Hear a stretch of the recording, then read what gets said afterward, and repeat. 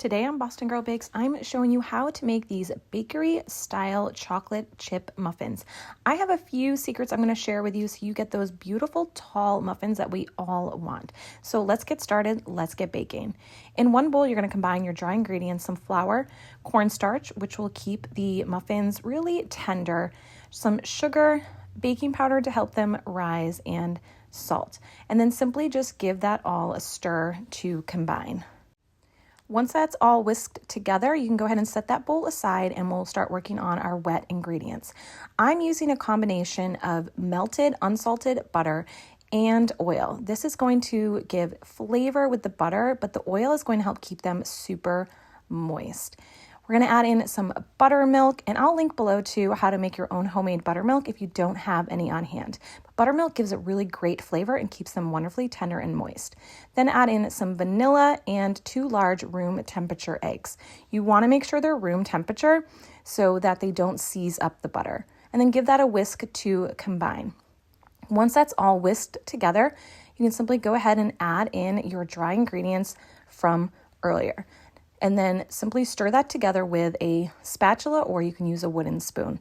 And the key to a really soft, tender muffin, you want to make sure to not overmix at this point. Your batter will be lumpy, and that's what you want. Then I'm adding in some mini chocolate chips. You can use regular chocolate chips, but I love using mini chocolate chips because you get more chocolate in every bite. Once those are stirred in, it's time to scoop. I like to use a large cookie scoop for this to portion out the batter so you get them all the same size. You want to make sure to add the muffin batter to all the way to the top of the muffin cups, even slightly mounded over the top. That's how you're going to get those really tall muffin tops that we all want. You can even let your batter rest at this point for 15 to 20 minutes so you get even a bigger burst in the oven.